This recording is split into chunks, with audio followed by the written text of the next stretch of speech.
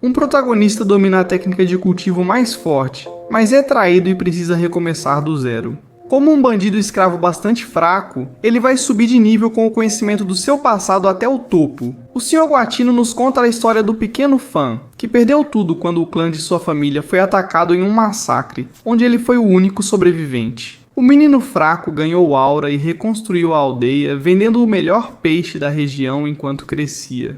Os cultivadores do clã evoluem, e para serem os mais fortes, ele precisa abandonar a cultivação, viajando das montanhas escuras da cidade, usando criaturas gigantes que crescem com seus donos, chamadas mascotes espirituais. Enquanto isso, esses jovens, confiando em seu mestre, o acompanham por suas terras, deixando as mulheres bonitas e chegando à civilização, que se combina perfeitamente com criaturas de todos os tipos e que, dependendo do poder, são classificadas por níveis de D a A. Por isso, na manhã seguinte, dando início ao torneio para ver quem é o homem mais forte nas arquibancadas. Os outros tentam menosprezar o novo cultivador que desceu das montanhas, um caipira que não tem espaço entre a elite. Os de grau A, mesmo assim, alguns pensam diferente. Um garoto que, apenas vendendo peixe, bagres e tilápias, sem pais, conseguiu construir uma seita inteira, além de ter uma grande afinidade com os mascotes espirituais, motivo pelo qual seus seguidores o respeitam. Por ser o primeiro combatente, ele se apresenta com o melhor espetáculo.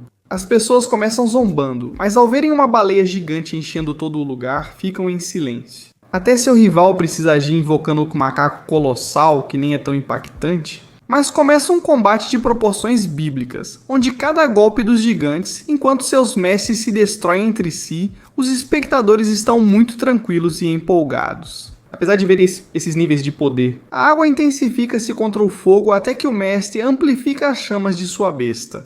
O prota está em apuros, mas após 10 anos de treino e confiança, busca o momento ideal para sua ascensão. Um estado em que a baleia, aparentemente normal, torna-se invencível, absorvendo ataques para devolvê-los mais fortes. A besta macaco parece resistir, mas na verdade não consegue, acaba sendo domada, enquanto o prota aproveita sua primeira vitória. No entanto, do nada, uma aura sombria começa a transformar seu mascote na baleia pútrida. Uma monstruosidade que, sem pensar, devora as arquibancadas em um caos que o prota não consegue mais controlar. E também acaba sendo devorado. Enquanto isso, a última coisa que faz é lembrar da vida com seus pais. Cresceu com seu animal de estimação, reconstruiu sua classe e agora perde tudo novamente, tornando seu legado ainda pior em uma situação irreversível. E é aqui que um velho mestre lhe diz que sua baleia chegou a esse estado por causa de uma possessão, um ritual proibido de anos atrás para conspirar contra ele.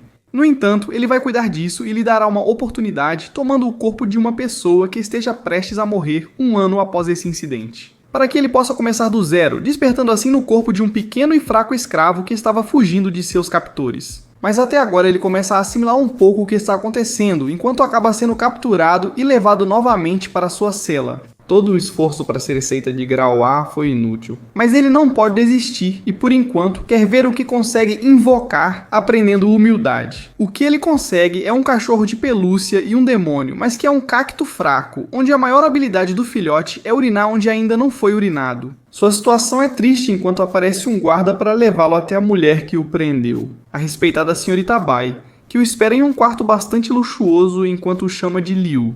Já que, ao que parece, o antigo dono do corpo tentou apalpar essa mulher colocando algo em sua bebida. Curiosamente, ela o deixou vivo, pois ficou tão humilhada que não conseguiu matá-lo. Para se sentir satisfeita, ela vai mantê-lo preso para sempre em um estado extremo de submissão, onde ela pode abusar dele quando quiser. Óbvio. Próxima pergunta, diz o protagonista. Obviamente o protagonista aceita. Neste momento não. Então, enquanto a garota continua a conversa, ele começa a se soltar. Mas em nenhum momento ela deu permissão para ele ir embora. É aí que aparece o mascote épico com uma cobra flamejante como sua dona, que ataca com força. Isso já bastava para punir seu escravo, mas agora sua aura mudou, e mesmo que seus mascotes só causem risos, ela ataca novamente. Liu se concentra e manda o cachorro seguir seu plano, já que o bichinho de pelúcia facilita o avanço. Possivelmente ele seria devorado, mas a afinidade do protagonista com essas criaturas é incrível. Ele consegue fazer com que o animal desvie da serpente, fazendo-a comer chão uma e outra vez. Um animal de estimação que é apenas um pouco maior que um cachorro normal. Enquanto isso, Liu faz o cacto se impulsionar e ganhar força para bater na víbora. Enquanto usa os chicotes para se enrolar nela, Bai se surpreende ao vê-lo controlar 2 pets ao mesmo tempo. Apesar da força da serpente, ela é subjugada pela habilidade final. Classe A. O cachorro urina onde ainda não foi urinado. A garota, tomada por raiva e nojo, evolui seu animal de estimação para a escama de fogo. Os pequenos deixam de ser rivais, ficam gravemente feridos e o protagonista, preocupado, desmaia no lago questionando se morrerá de novo. Pelo menos até ver um pequeno bagre. Enquanto a garota limpa os resíduos da batalha, o protagonista retorna, zombando por ter pego o único bagre do lago e talvez do continente. Já que a garota diz a ele que, embora possa ser encontrado, pode se transformar nas baleias invencíveis. Depois do incidente de um ano atrás, quando um professor foi devorado por um animal de estimação, essa espécie foi exterminada. O protagonista fica com raiva, sabendo que as criaturas são inocentes. Ela não entende porque ele se incomoda e ataca novamente. No entanto, dessa vez Liu vira o jogo, bloqueando a fúria da serpente com seu corpo para que o peixinho, aproveitando a posição, devore a serpente. Um bagre fraco, cuja única qualidade é a estabilidade para absorver o protagonista. Ele diz à garota que vai embora deixando-a sem palavras, mas envia seus homens e lobos para persegui-lo.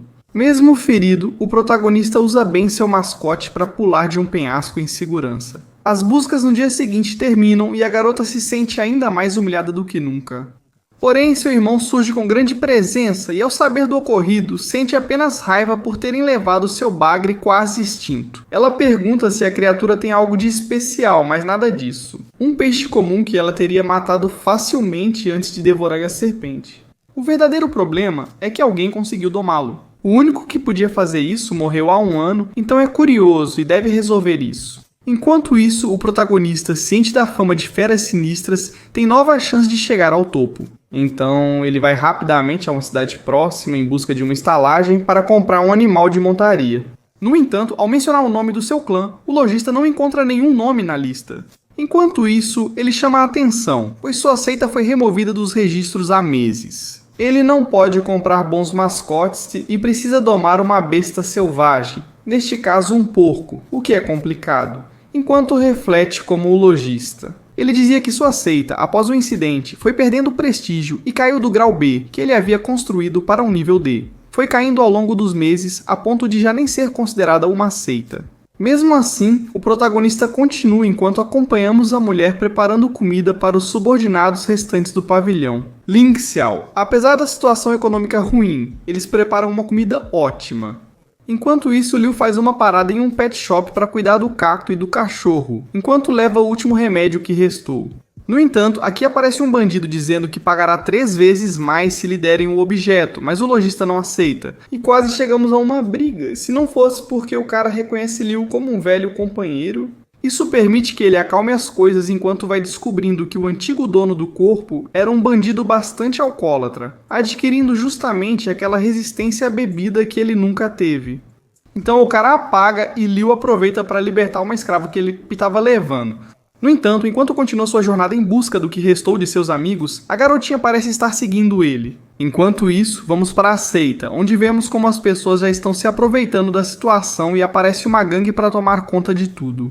Que segundo eles não merecem um lugar tão bom, uns inúteis de rank D. No entanto, Duan, que agora lidera o lugar, enfrenta eles. Com esse gato sombra, que apesar de parecer pequeno, ninguém esperava que colocasse 3 mascotes para dormir, só com velocidade. Quando o cara fica convencido, se distrai. Só que a habilidade do gato evitou que a garota se ferisse. O problema é que quem acaba levando a mordida é o felino, e é bem grave.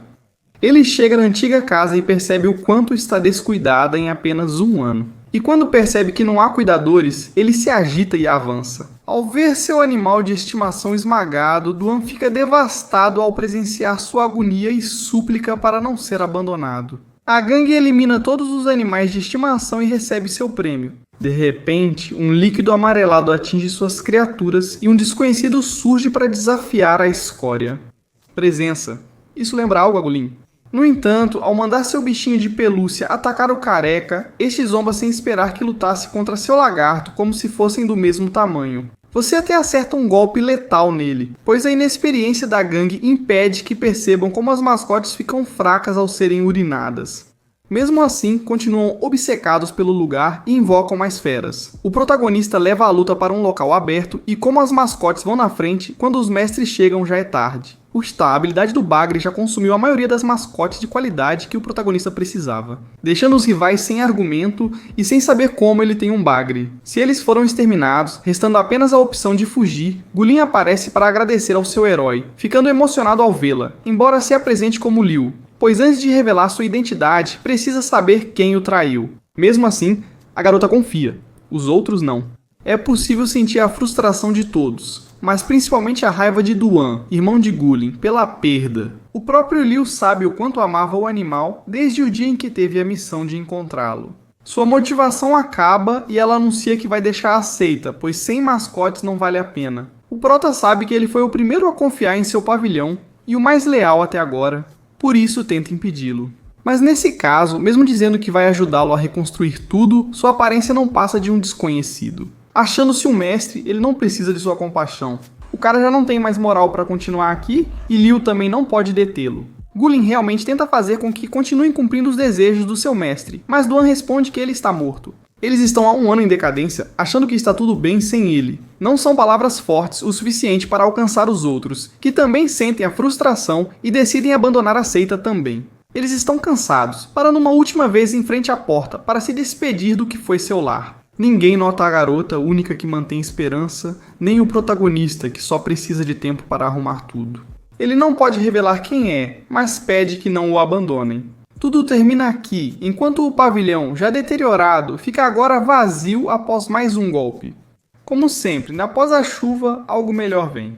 O Prota chega ao fundo do poço e pede a Gulin para juntos reconstruírem o legado da seita. Ele os levará ao topo, mas para serem os mais fortes do mundo, precisa dela. Ao seu lado, nota-se a determinação em seu rosto. Assim retomamos após todo o drama com os 4 últimos membros da seita, incluindo a cozinheira. A ideia é reformar o pavilhão Linxial. O problema é que Duan foi embora e ele era o escolhido para liderar todos, por ser o primeiro cultivador em quem confiaram. Eles vivem um dilema enquanto o Prota acredita que será escolhido após seus feitos. Porém, a realidade o atinge, pois por hora, Gulin é a favorita de todos.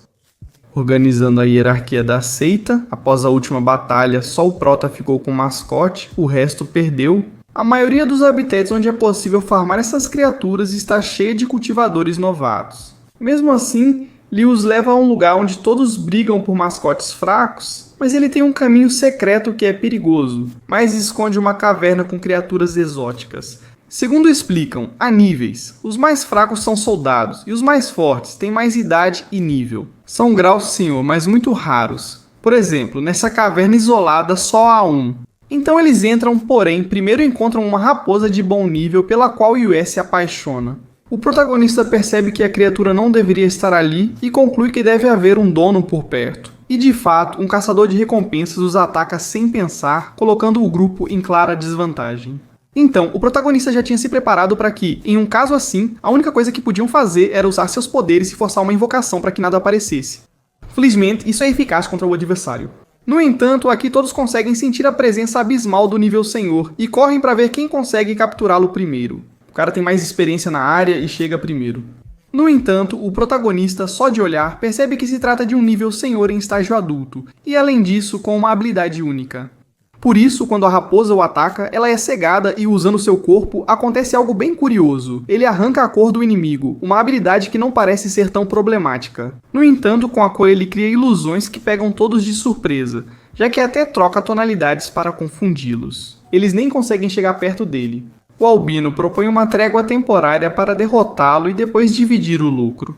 Mas antes de distraí-lo, ele usa seu chifre para desaparecer, mas não completamente, para que ao atacá-lo com sua grande velocidade, surpreenda com esse soco letal no chão. Então o panda, com a vantagem, libera uma loucura de cores que submete seus inimigos a uma contaminação onde eles ficam completamente vulneráveis. Essa mascote é realmente poderosa? No entanto, o cachorro do protagonista não entende o que está acontecendo, já que ele só consegue ver certas cores. Ele não entende como todos são derrotados e com um ataque faz o panda dormir, depois urina nele para impedi-lo de levantar. O problema é que o albino os trai, pega a recompensa e foge, levando a criatura poderosa para o castelo da famosa Seita da Liberdade. O Albino avança entre os guardas, encontrando um monte de criaturas em condições terríveis e já prontas para serem vendidas. Ao chegar ao líder da seita, Yang, um sujeito ganancioso que prometeu devolver o par de sua raposa caso ele conseguisse boas criaturas. Mesmo cumprindo, o sujeito decide ficar com tudo. Enquanto isso, o jovem luta com habilidade e com a ajuda do mascote derruba alguns. Pelo menos até que aparece o demônio de Yang, uma criatura que se move entre as sombras e que o subjuga facilmente, deixando-o sem nada e levando suas criaturas para vendê-las. No dia seguinte, nosso grupo vê no mercado cartazes de procura-se para Liu, pois Bai, a garota de antes, ficou muito irritada. Mesmo assim, decidem não mostrar nada para ela por enquanto. É melhor buscar mascotes e, enquanto isso, a cozinheira ajuda a fazer bons negócios com esses pequenos acorrentados, que mesmo fracos agradam seus donos. Eles se surpreendem ao encontrar o panda roubado na noite anterior. Eles causam alvoroço, mas o membro da seita da liberdade parece perigoso. O pequeno Cheng mostra sua afinidade com mascotes, juntando-se ao panda para enganar o escravista e fazê-lo apanhar. Ilegal, mas funciona. Yui, única sem mascote, cria vínculo com o panda, que a considera confiável. Além disso, eles acham o casal de raposas amarrado, que ao serem libertados tentam explicar a situação e o sofrimento do dono. No pavilhão Lintiao, sem seu antigo mestre, eles perderam a força e nem conseguem se salvar. Mas aqui Liu simplesmente os motiva, até mesmo diz que tem algo para mostrar a eles, levando-os até o que foi. Uma última carta do seu mestre, claramente escrita por ele. Mas ele pede desculpas por não ter dado atenção aos novatos do clã, que no fim foram os únicos leais. Então, como uma espécie de testamento, ele entrega a todos os doces de aprimoramento que tinha para que façam bom uso deles. E logo começam a circular rumores na vila de que a seita da liberdade está sendo atacada sem que seu líder saiba. Ele está ocupado torturando o Albino para que ele quebre o vínculo com as raposas, sem saber que esse vínculo já foi roubado. Mas o cara acaba aguentando, e quando acorda depois da surra, vê seus salvadores aparecendo. Os caras que ele roubou acabam de devolver seus preciosos mascotes. O prota mostra que o considera forte e quer ajudar. Ele conquista seu respeito e lidera o combate. Já que enquanto eles devem libertar os mascotes prisioneiros, ele vai cuidar de Yang. No entanto, ao avançar, ele se depara com um salão cheio de tesouros, relíquias e, acima de tudo, materiais de evolução, perfeitos para melhorar suas criaturas fracas. Mesmo assim, ele se distrai e ignora que o local está totalmente escuro. As sombras são o habitat ideal do demônio Yang. Quando atacado, só lhe resta fugir. Porém, ele ganha tempo ao notar que objetos e relíquias são prioridade para esse ganancioso. Porém, isso não dura, e mesmo distraindo-o, o protagonista é gravemente ferido. Não lhe resta outra opção a não ser se reunir com a equipe que está tomando o controle do castelo. Ao ver Liu, Gulin começa a curá-lo com sua borboleta. O tempo é curto. O demônio das sombras aparece, e mesmo que tenham vantagem numérica, essa besta pode desaparecer à vontade, movendo-se pelo cenário e atacando com força. Além disso, o Kato decidiu se curar sozinho, nos deixando ainda mais em desvantagem. Mesmo assim, as Raposas Unidas conseguem subjugar um pouco a criatura. Mas quando estão preparando um bom ataque, Yang decide evoluir o espectro e a esse ponto já nada pode detê-lo. Ao aumentar sua força, cultivadores e criaturas são igualmente punidos. O demônio captura Gulin enquanto o mestre zomba, dizendo que isso é tudo que resta. Daquela que um dia foi aceita a promessa do continente. Ao ver todos os aliados derrotados ou fora de combate, ele se prepara para o pior, até que sente gotas de água pela área. Surpreendendo Yang ao ver um dos grandes bagres aparecer, supondo que eles deveriam estar extintos. O protagonista chega, salva a garota e a luta se intensifica com Liu descontrolado e Yang desesperado, atacando à distância e ferindo o bagre. Pelo tamanho, fica claro que o protagonista melhorou sua conexão com o mascote. Uma criatura mais resistente e, além disso, combinando a habilidade de suas outras feras, como o cacto aprimorado. Isso é típico de um prodígio. Agora, amarrado, o peixe o consome. Yan precisa detê-lo, pois se a sombra tocar o chão, poderá escapar novamente. Liu intensifica o combate, deixando o demônio sem opções até ser consumido.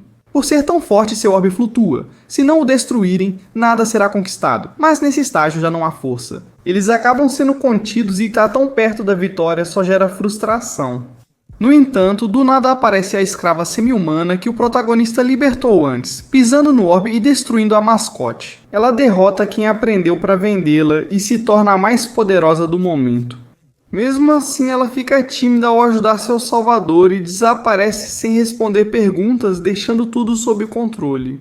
Agora o grupo tem um saque completo que o Albino acha que merece 70%. O Prota usa o ataque secreto para apagar aos poucos a memória dele, impedindo que entenda onde está ou o que ocorreu. E acaba levando. Enquanto isso, o time agora pode escolher mascotes de todos os níveis. Enquanto isso, Liu só se interessa por uma pequena bola de fogo que tenta domar, mas curiosamente está tendo dificuldades. No final ele consegue. O que ele não esperava era sentir uma aura poderosa da besta, que sem entender, o faz desmaiar completamente. No entanto, além disso, no dia seguinte, sob os cuidados da seita, ele está como novo. Ele não dá mais importância, mas realmente há algo estranho. Agora eles precisam focar em aprimorar seus mascotes para se classificar no torneio, e para isso o protagonista acompanha o crescimento do seu Bagre Nian, que secretamente possui um espaço interno acessível para Liu. Além disso, o tempo passa devagar e o lugar pode ser melhorado até se tornar a zona de treinamento ideal. É um vazio que só ele controla e onde tem tempo para refletir. Que o traidor não é ninguém da equipe. Deve ser alguém que saiu da seita ou é de fora do clã. Por isso mesmo preciso falar com Gulin, que foi a única que viu o Bagre que ele estava tentando esconder. Por isso ela vai ao templo, se preocupa com ele e agradece por emprestar sua força. Liu tenta não se abalar e inventa desculpas por ter um Bagre quase extinto, mas para ela não importa. Ela viu os cartazes dele na cidade, mas sabe que ele não é bandido. O que a confunde é vê-lo, sentir sua presença, a forma como interage com os animais e controla um Bagre. Parecem tão idênticos ao que foi seu grande mestre que ela pergunta diretamente se ele é algum discípulo dele, um familiar? Ou a pergunta que o deixa completamente louco, se ele é o mestre que eles perderam. O protagonista é encurralado pela garota, que quer saber o que está acontecendo. Então o protagonista fica encurralado enquanto Shen e a cozinheira. Eles escutam, pois há um desconhecido sozinho com a professora. No entanto, isso serve para Liu, que está ciente de que ainda não pode revelar sua identidade até encontrar o traidor e poder se vingar. Por isso, concordando com todos, ele afirma ser pervertido e conhecer tanto por ser perseguidor da seita Lin Xiao. Assim ele evita o assunto quando os outros tentam detê-lo, mas Guling percebe que há algo mais acontecendo. Tanto o Bagre quanto sua aura estranha a deixam confusa. Ainda assim, ela decide deixar isso de lado, já que todos devem se concentrar na competição de avaliação de grau D, para a qual são obrigados a se classificar. É assim que seguimos em frente. 10 dias, quando pela pobreza da seita, nota-se a mudança nas criaturas que podem se transportar. No entanto, todos parecem se adaptar ao que têm, ainda mais depois de terem passado dias.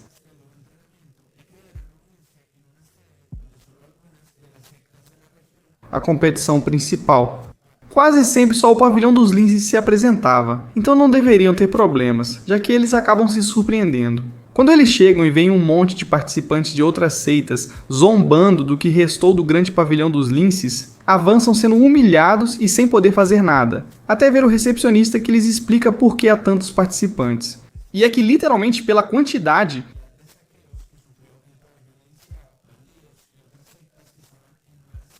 eles conseguiram triunfar com os recursos que roubaram, até antigos aliados se voltaram contra eles. Por isso o Prota já não sente culpa. Como só 4 das 8 seitas se classificam, ele enfrentará as que lhe prejudicaram no passado. O cara é muito confiante, e mesmo que suas criaturas pareçam inofensivas, já receberam melhorias. E ao enfrentar seus rivais, eles são facilmente dominados, a maioria com facilidade, chegando até a envenenar o traidor. Realizar tarefas para ele e recuperar o que perderam, sendo forçados a aceitar a submissão. O protagonista se levanta e, mesmo sendo desconhecido, impressiona até o recepcionista. Agora, com as 4 seitas indo para a ilha para serem classificadas, vemos que o Albino já tem seu próprio grupo. O cara continua sendo o arrogante de sempre. No entanto, também chama a atenção dele que Liu tenha conseguido treinar. Enquanto Careca, outro líder, não quer ficar de fora, o Albino segue grosseiro, chamando-o de fraco. A líder deles, a anciã, acalma o garoto e ainda parece bem forte. O Prota vê um bom cenário para as competições deste ano. Enquanto isso, aparecem aqueles que serão seus transportes, criaturas gigantes e incríveis que os levam até a ilha, onde são recebidos pelos instrutores. E aqui conhecemos essa garota.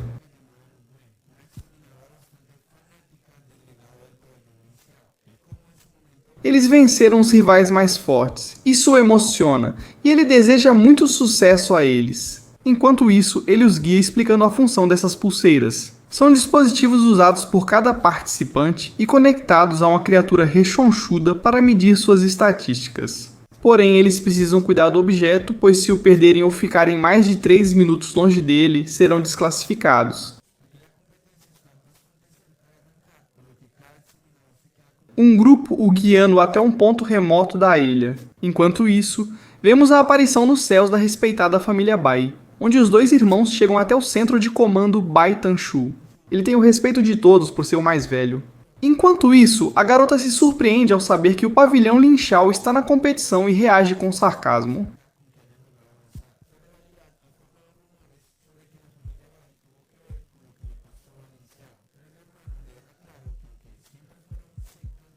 Ele tem grau B de poder, respeitavam muito seu líder, que até outros jovens enfrentaram várias vezes.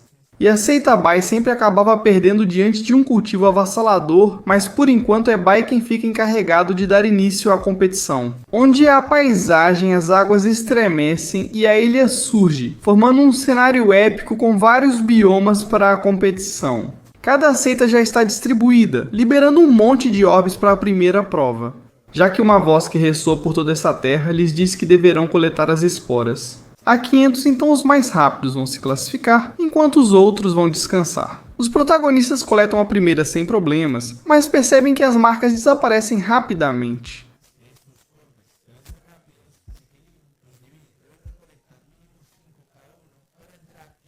Global. Enquanto isso, no centro de controle, temos seitas que já coletaram até 17 orbes, já que usando uma brecha nas regras, eles usam mascotes com a pulseira para facilitar as coisas. Esses caras são os candidatos a liderar o primeiro lugar. De repente, Laura, uma de suas mascotes, desaparece enquanto o desconhecido os ameaça. O cara parecia forte, mas mostrou esse braço.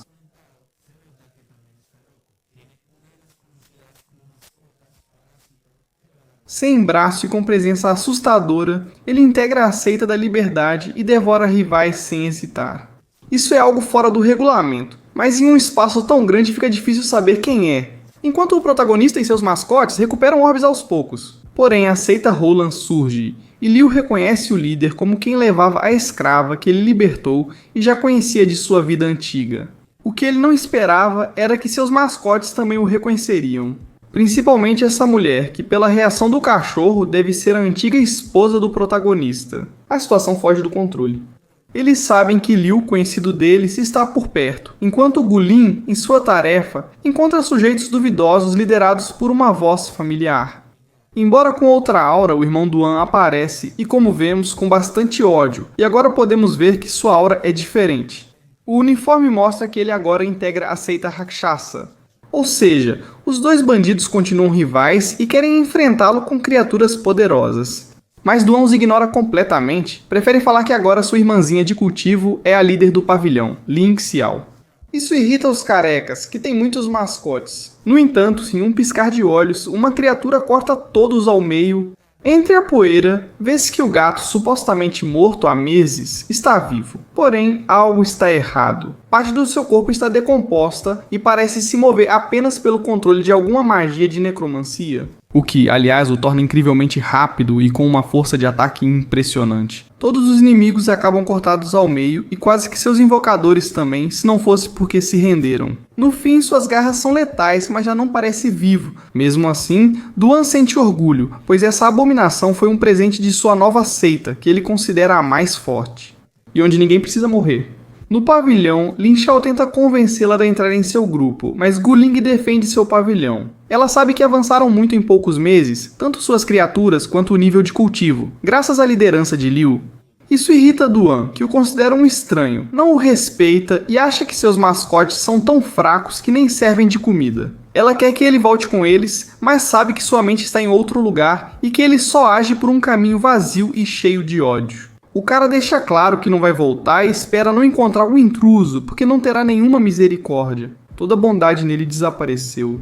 Enquanto acompanhamos o pequeno Shen, que completa os 4 orbes, ele percebe sua melhora. Porém, ele não percebe que, apesar de Espinas ter evoluído muito, ainda mantém a aparência que reduz sua aura. Ainda assim, eles devem continuar com a tarefa de coleta. Mas então surge um garoto loiro querendo o orbe, e Shen o subestima por ter menos de 15 anos. Ele sabe que alguém dessa idade só pode invocar um coelho ou um grau.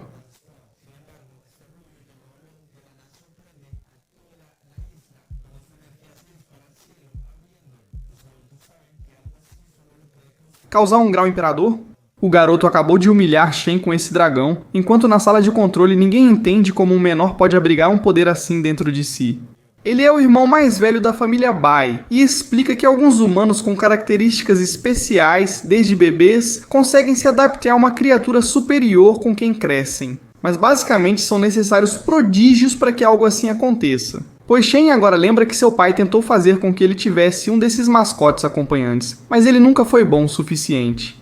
Isso o enche de raiva e ele acaba enfrentando o loiro em total desvantagem. Até Bai Lianshu sabe que um mascote desses venceria o torneio.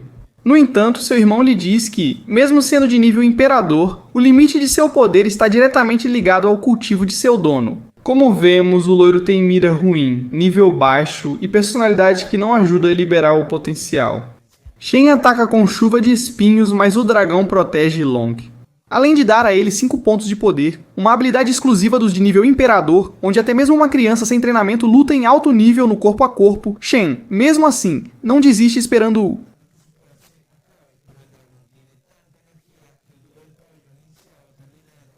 por pouco, morto. Se não fosse, é porque aparece o pai do loiro, que é um cara mais sensato e acalma seu filho, já que ele está chamando a atenção demais de outros guerreiros. E já que Shen não vai se render sem lutar, o mais conveniente é se retirar. Por enquanto, leva seu filho embora, mostrando uma relação que Shen só inveja, já que sua melhor companhia hoje é seu mascote, o que é importante. Ele também quer ficar forte, então decide que em algum momento iguais. O rival aceita e fazem um pacto. No entanto, agora vamos com a cozinheira Yue, que parece estar aproveitando a missão. Com o panda, uma criatura poderosa, mesmo mal-humorado, fica bem mais fácil conseguir orbes. O problema é que a criatura acaba avançando por onde quer, além de não ter medo de nada, enfrentando vários rivais ao mesmo tempo.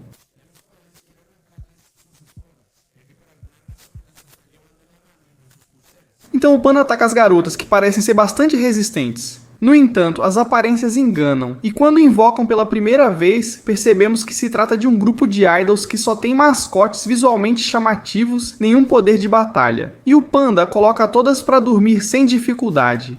Aqui as garotas imploram para não tirarem seus orbes e explicam o motivo.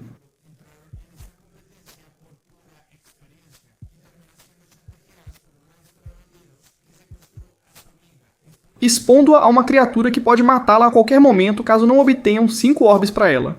Por algum motivo, Jubi sente compaixão e decide ajudá-las. As 3 garotas contam ao velho que conseguiram 3 esporos ao encontrá-lo, mas ele não vai deixar negociar e está prestes a devorar a cabeça da amiga dela. No entanto, ganhando um pouco de tempo, o panda aparece com seu camuflado por trás, enfrentando esse verme estranho que parece forte, mas o explode com um soco, de forma épica. Tudo está sob controle. No entanto, o velho já tinha conseguido injetar uma larva no pescoço da garota, que aos poucos vai se enterrando mais, causando muita dor a ela. E em uma posição em que, com uma ordem, pode quebrar o pescoço dela. Agora a Juvi deve decidir se deixa implantar uma dessas larvas para salvá-la ou se vê essa garota morrer. Uma decisão que revive antigos traumas e tragédias faz a garota entrar em estado catatônico. Uma força poderosa começa a envolvê-la, e a frustração faz com que ela dê uma surra completa no velho, que acaba inconsciente. Enquanto o panda arranca a larva, Yuvi também cai no chão. Não só isso, mas quando ela se recupera, essas mulheres entregam a eles os 3 orbes que coletaram. Elas não vão mais jogar, vão se aposentar, e quando a competição acabar, as 4 vão se juntar a este pavilhão para segui-la. Elas a rejeitam por ser fraca. Ou é isso que queremos? Enquanto vamos para a sala de controle, onde a pontuação da primeira etapa é publicada, o primeiro lugar tem 47 orbes, no entanto.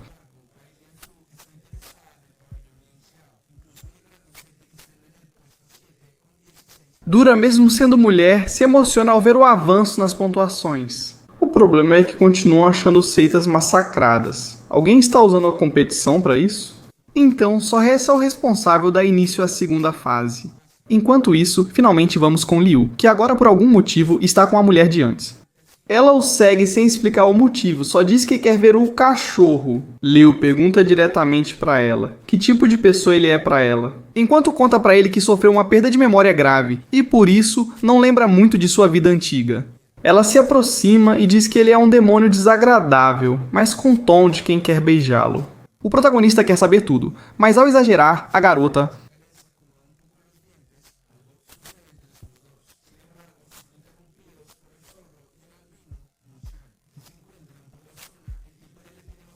confiança no protagonista. Porém, uma presença estranha se aproxima. Um homem em cadeira de rodas com aura macabra e o albino, ao vê-lo, prefere evitar problemas. Dizem que não há orbes livres para entregar a ele nem possibilidade de transferência. Cada um deveria seguir seu caminho sem se desgastar em batalhas. O velho, por sorte e por pouco, aceita, até que uma voz ao longe informa que a segunda etapa começa.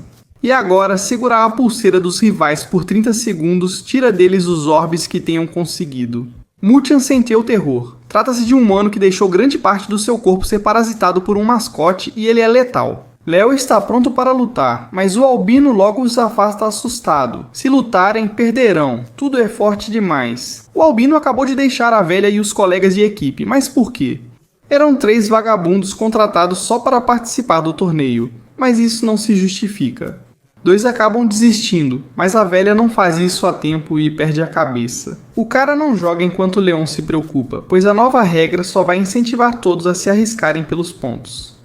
No entanto, seu irmão sabe que isso fará os fracos desistirem, restando poucos. O pavilhão mais forte e não o mais conveniente, que é o que os organizadores estão buscando. Rapidamente, várias equipes começam a se retirar, até restarem 15. E embora o albino seja o único que restou de sua equipe improvisada, ele está convencido de que vai sobreviver à final, sem saber que o velho Nian vai lembrar do seu rosto até que ele mesmo possa acabar com ele, algo que parece ignorar. Então em breve veremos esse combate em que um deles terá que morrer. Aqui publicamos os 15 melhores times com o pavilhão liceado subindo para a 7ª posição. Por isso decidem se reunir, pois agora é fácil perder pontos se o combate estiver ativo. Então Liu chega com seus 2 novos companheiros. Por sua beleza e por ser a namorada do protagonista, ela recebe mais respeito. Enquanto isso, a voz menciona para eles as posições no ranking, incluindo a seita Rakshasa, onde está Duan, que fica com o 2º lugar. Por isso, Gulin está abatida, sem entender o comportamento do amigo, e aquela versão estranha do gato zumbi. Diretamente ao protagonista,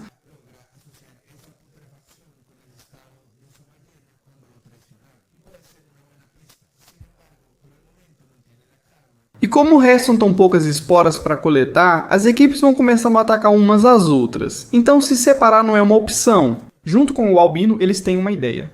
E é assim que vemos essa seita bastante fraca que fica animada ao ver um saque de 3 orbes. Após pegá-los com seu mascote, percebem que são só pedras comuns posicionadas para dar vantagem a Liu e os outros. Então, usando suas criaturas, eles atacam sem problema, enquanto seus mestres ficam sem tempo para reagir, sendo subjugados com uma boa dose de urina.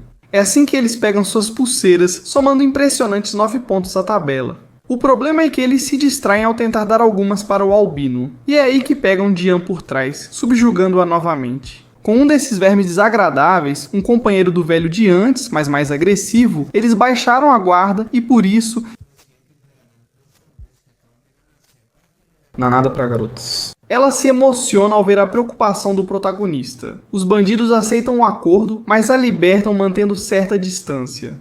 O protagonista acha que é uma armadilha, mas ao ver a expressão da garota, sabe que pode confiar nela. Na verdade, ele os avisa que se fizerem algo com ela, ele vai caçar a seita deles pelo resto da vida. É assim que o clã inimigo se afasta com sua refém. No entanto, nesse momento,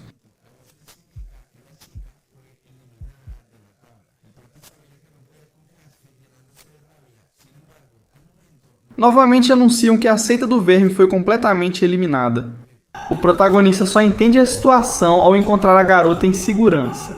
Como ficou sozinha com o velho, ela usou seu charme para se aproximar o suficiente e invocar sua mascote, uma dama raposa que ataca, encanta e transforma suas vítimas em marionetes. Então ela decidiu se render e fez com que o velho a atacasse para que todo o clã inteiro fosse desclassificado. Torneio. Pela agressão a quem se rendeu, entregando vários orbes ao protagonista. Ela terá que se retirar do torneio, mas o que ela fez faz com que todos a respeitem. Agora ela é cunhada e deve ir para o pavilhão liceado após o torneio. A única coisa que preocupa a garota é que alguém não queira aceitá-la, mas apesar da pressão, o Prota tem certeza de que essa garota está apaixonada. Por enquanto, com os orbs, eles têm 46 pontos. O liceado fica com um válido segundo lugar, abaixo da seita dos parasitas e vencendo o clã zumbi de Duan. Todos no quartel estão surpresos. O irmão mais velho se emociona ao ouvir novamente sobre esse clã no topo, e ainda mais por causa daquele membro misterioso que chegou para melhorá-lo. Um cara forte chama a atenção da irmã sem saber. Agora, vamos para a terceira fase.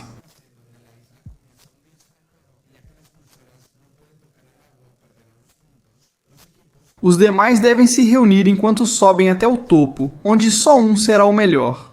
E para ficar mais divertido, a regra de não ser atacado após se render foi anulada. Começam todos contra todos, e justamente enquanto avançam, eles são atacados pelo gato zumbi. Duan, ansioso por se vingar de Liu, que considera apenas um intrometido. Ele nem acha Liu forte e deixa para os colegas resolverem. Por isso, um polvo surpreende o protagonista, que deixa sua pulseira e encontra essa criatura zumbi na água. O que eles não sabem é que esse ambiente é ideal para Liu usar seu bagre, já que todos focam no líder. Isso o deixa mais furioso, pois não entende por que gostam dele. Para Gulin, não faz sentido opinar após ser o primeiro a deixar a seita e iniciar o combate. Enquanto isso, a cozinheira encontra outro rival, que ela tenta intimidar com seu panda. Mas o cara não só tem um igual, como também vários níveis mais poderoso e maior. A situação se complica, então o albino decide que o melhor é fugir com a pulseira de Liu. Mas na verdade ele é quem tem mais inimigos no lugar, então não fica nada fácil para ele com esse tiranossauro zumbi. Já para a Prota, ela se sente muito à vontade na água.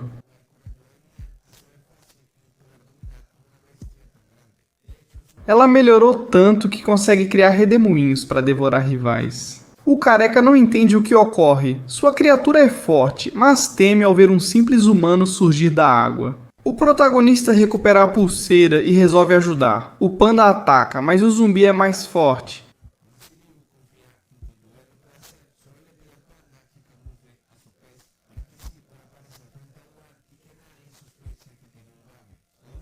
Ele sabe que está tentando imitar seu mestre e por isso vai apagá-lo do mapa.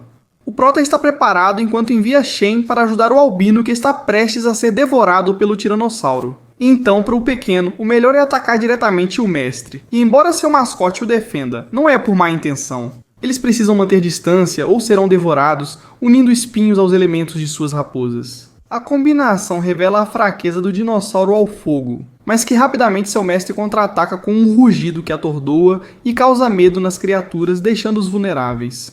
Porém, um prodígio surge e derrota a criatura apenas com os punhos. É o mesmo loiro de antes, que parecia El Salvador. Ele apenas busca a pulseira caída, e o E não tem essa sorte. A situação se complica ainda mais, já que seu urso resiste porque é muito forte, mas não está causando nenhum dano e com algum golpe vai chegar ao seu limite. O adversário reconhece sua resistência, mas recomenda que a garota entregue seus pertences ou será esmagada.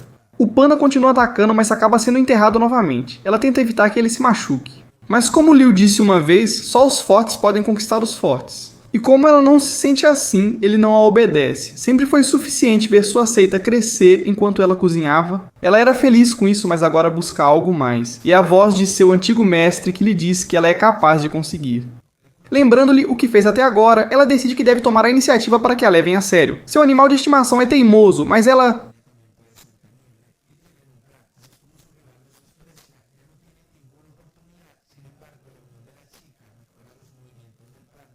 possui movimentos mais fluidos e épicos, bons golpes e, diferente da rival, usa habilidades únicas. Neste caso, com o chifre, ela faz um flash gigante no rival para que, ao recuperar a visão, veja seu próprio animal de estimação o atacar até desmaiar, deixando todos confusos. Mas foi uma boa jogada, levando em conta as ilusões do panda e como ele pode inverter as cores. A garota comemora a vitória e agradece ao mestre, enquanto o protagonista percebe que só falta o arrogante Duan do clã. E é o momento de ensiná-lo humildade, com uma criatura da qual ninguém espera nada, mas que vai nos proporcionar uma boa luta. No entanto, a surra que ele vai dar no protagonista será como um treinamento. Anos atrás, ao perceber que seu mascote era mais forte que o normal, Duan desafiou a baleia de seu mestre para testar seu nível. O protagonista aceitou. Enquanto vamos fazendo a transição para o presente, onde Liu terá novamente esse duelo, para ver o quanto melhorou. A água começa a subir. Duan vê habilidades épicas que o fazem lembrar do passado, enquanto o protagonista afasta Gulen por falta de compaixão, já que os ataques do gato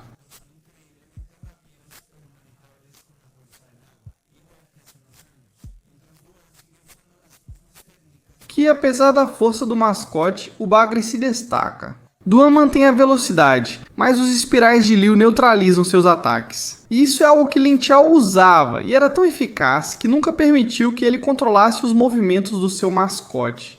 Pois justamente há alguns anos o gato foi capaz de usar seu próprio instinto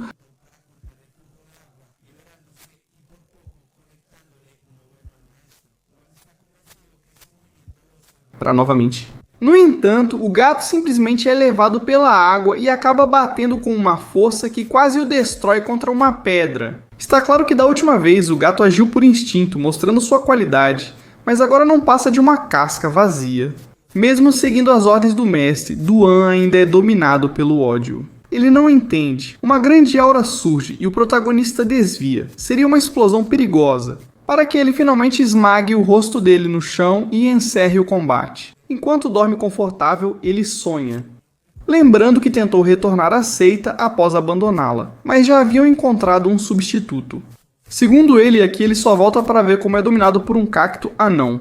Liu questiona Guling sobre sua ligação com a morte de Ling Xiao, mas Guling não compreende as acusações. Mas com relação ao mascote zumbi, estranhamente parecido com a transformação que devorou seu mestre há um tempo, será que há motivos para desconfiar? O cara o zomba sarcasticamente, mas é claro que respeitava seu mestre mais que todos. Confessando o que aconteceu quando se retirou do pavilhão, já que passou dias procurando alguém que pudesse reviver seu mascote. Mas as pessoas só o rejeitavam enquanto ele caía em desespero e nenhuma clínica divina podia ajudá-lo. Ouviu falar sobre a seita Rakshasa, onde o líder lhe propôs trazer seu mascote de volta à vida se ele se juntasse a eles. O cara, pronto pra tudo, aceita, mas nunca viu o processo, apenas recebeu seu gato em um pacote até hoje. Confirma também que essa seita só revive animais de estimação.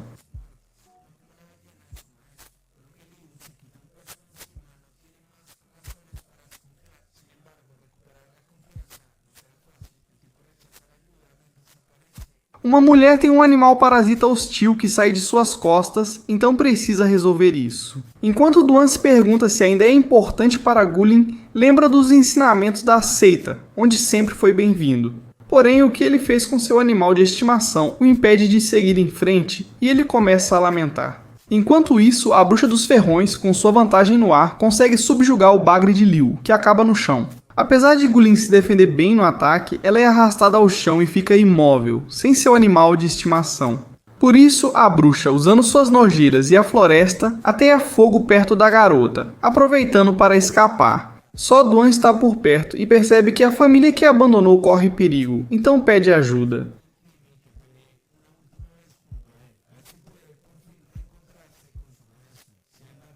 Gato libera o caminho das chamas, enquanto Gulen se alegra com a volta de Duan. Agora eles escapam graças ao gato, que permanece imóvel entre as chamas. A garota não entende por que o deixam para trás, mas Duan sabe que ele está certo. Deixar o gato viver foi seu ato mais egoísta, queria apenas compartilhar.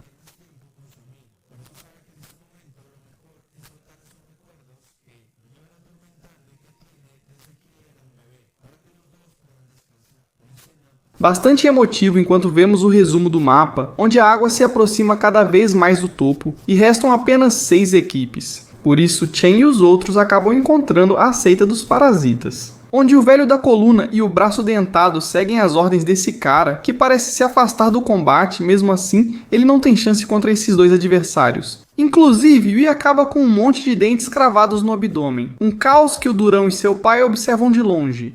No entanto, o pequeno por algum motivo quer lutar, mas seu pai sabe que ele já não tem mais energia.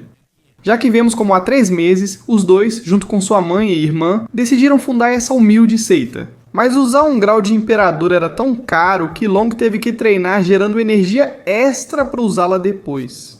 Chegam a 25 pontos sem nada a restar. Escamas é poderoso, mas ainda não é adulto para poder liberar todo o seu potencial. Ainda assim, o loiro está convencido a ajudar seu amigo, justamente o que seu pai tanto queria que ele encontrasse. Se precisar usar a técnica proibida, ele fará aqui. Seu pai decide não intervir. Quando Shen está para cair, é ele quem leva um bom golpe. No entanto, como era de se esperar, sua energia se esgota e ele acaba muito ferido, então não resta outra opção. Ele pede 10 pontos para Escamas. Um empréstimo de força, onde sua letalidade aumenta. O velho, que parecia estar ganhando, começa a se desesperar. Porém, essa habilidade emprestada dura menos tempo. Segue pedindo emprestado, acerta bons golpes na cabeça, mas acaba dominado por Shen.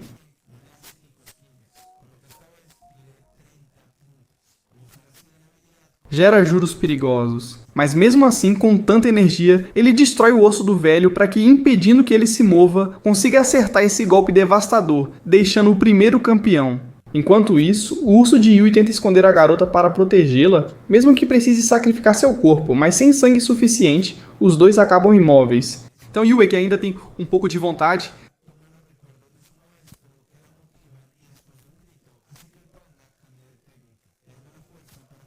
a lombriga controlando o movimento do mestre, a ponto de que ela acaba martelando o rosto dele com esse soco. Long, devido aos juros, precisará produzir energia por um mês inteiro ou morrer. Resta apenas Liu, que tenta controlar o voo do rival com o cacto. E mesmo que para ela não faça sentido ganhar altura, ela não esperava um ataque com o novo mascote. Bola de aço que assume a forma desejada pelo dono, fazendo a garota cair sem asas ao chão, enquanto Duan. Ele entrega os pontos que tem, já que não vai apoiar Rakshasa. Mas ele vai ficar no clã por alguns dias para descobrir o que puder sobre a morte de seu mestre. Fora isso, ele odeia todo mundo, então vai embora. No entanto, tudo se complica porque o mestre, que até agora não lutava, decide partir.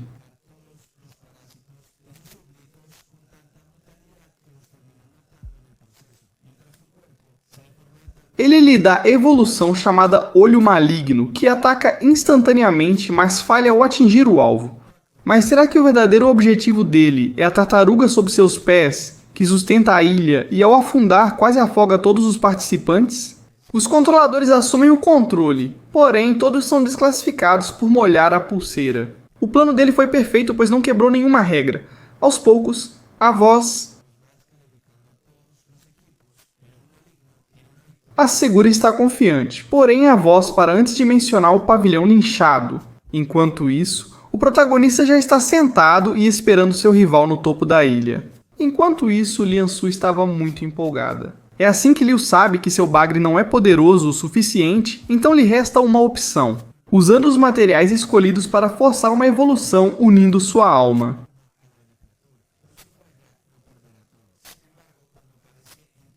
Ele vai tão confiante que é evidente que pelo menos conseguiu transformar um pequeno bagre em uma baleia média. O que já é suficiente para iniciar um combate gigantesco em um cenário repleto de projéteis que são repelidos pelo protagonista. O rival parte rápido para o combate corpo a corpo e, se não consegue, usa o canhão. Felizmente, a união da baleia com seu mestre permite que eles desviem, dando toda uma volta para devolver um golpe que desmonta a coluna do cara. O problema é que agora eles têm um monte de parasitas que unem seus raios, tornando impossível desviar. Como o protagonista compartilha a dor, sem saber quanto tempo suportarão, decidem novamente que o mestre será devorado por uma baleia, desta vez para fortalecer a conexão. O careca tenta impedir, mas já...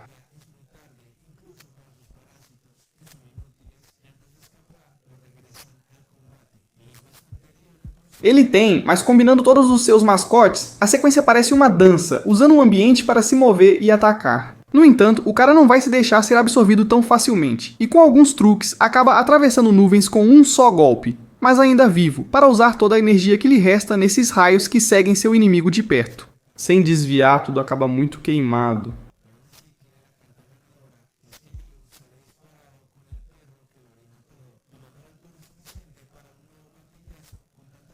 Que é forçado a comer chão violentamente. O cara não consegue se levantar, então claramente temos um vencedor.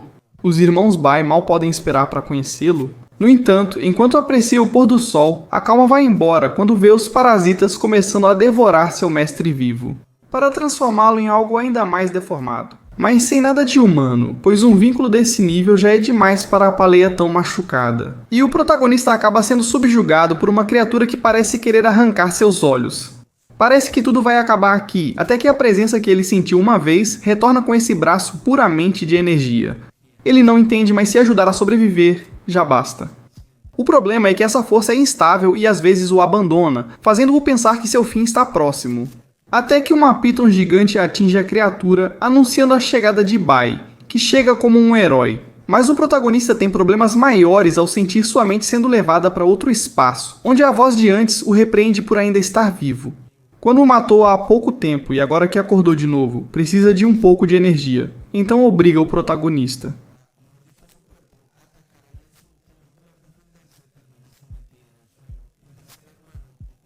Criatura, demonstre por que o sobrenome da sua família é tão respeitado com uma criatura extremamente forte e a deformidade já não restam truques, então ela é derrotada. No entanto, isso sim, ele não consegue manter a calma vendo sua irmã ser devorada, e o protagonista com um golpe. Ele termina na água se perguntando se essa entidade que fala com ele foi quem matou o antigo dono do corpo. Ainda assim, ele não consegue pensar muito com o irmão furioso, que agora sabe que ele era quem incomodava sua irmãzinha. Assim, na grande praça, é anunciado que o pavilhão Lin Xiao é o grande vencedor do torneio. Voltando ao grau D, onde foram deixados por seu antigo mestre, mas quem os levou foi capturado pela família Bai. E agora, no castelo, o irmão mais velho. Ele não consegue acreditar que todo esse tempo, o cara que reviveu o clã que ele tanto respeitava seja um bandido. Ele não representa em nada o que foi Lin Xiao, a quem conheceu em uma partida de xadrez. Enquanto isso, como os outros clãs da época, o desprezavam por seu clã medíocre. Mesmo sem perceber, ele mantinha a calma e avançava aos poucos, sem que ninguém soubesse. Ele tornou os fracos fortes até a classe D. Agora eles voltaram a esse nível, mas ele não sabe se Liu será bom o suficiente. O protagonista sabe disso, contando com pessoas e mascotes para alcançar o topo. Com essas palavras, Bai sente esperança. Quando perguntam sobre seu bagre exclusivo, ele mente dizendo que comeu e é torturado a noite toda. Enquanto isso, o resto de sua equipe se prepara para resgatá-lo, embora alguns já o considerem morto. O prota está satisfeito e confiante no que conquistou. Ele e seu mascote sabem que tudo será diferente. Para começar a avançar. Como Liu Arun, o bandido, sem ainda saber que já há pessoas seguindo seu novo nome. E não por coisas boas. No entanto, até aqui esses últimos episódios de Undonghua que eu gostei demais têm sido uma experiência que só melhorou com o tempo. Ficamos com vontade de saber o que vai acontecer no futuro e esperamos que a notícia de uma continuação nos surpreenda. Por enquanto, aproveitei incrivelmente este último capítulo, onde gastaram todo o orçamento e complicados. Muito feliz com esta primeira parte da história, que já tem um mangá mais avançado, então quem quiser aproveitar tem o nome na descrição. Por hora é tudo da minha parte nesta aventura. Deixem nos comentários o que vocês acharam desses 12 capítulos de pura joia. A história não é muito complicada, mas dá pra perceber que a combinação de sistemas de poder evolui o mais fraco até torná-lo o mais forte. Funciona com criaturas estilo Pokémon. Aproveite o dobro, mantendo o mesmo nível nos capítulos. Animação insana, poderosa e pouco conhecida. A história acompanha um herói desprezado e fraco tentando alcançar o topo com os poderosos de grau A. É tão divertida que recomendo assistir completa para aproveitar todo o visual e a epicidade. É mais uma para a lista das séries chilenas que chegam para mostrar do que são capazes na animação. Com batalhas tão brutais entre feras e mestres, com uma fluidez invejável por muitos títulos populares do Japão, que mesmo nos momentos mais tranquilos, continua se destacando. Como já sabem, os Donguas são os favoritos do canal. E quanto mais saírem séries desse estilo, com a epicidade de ver um cachorro anão contra mais uma serpente. Vou resumir para vocês aqui neste canal, espero que tenham aproveitado a série tanto quanto eu. Como meu pai disse, eu usava...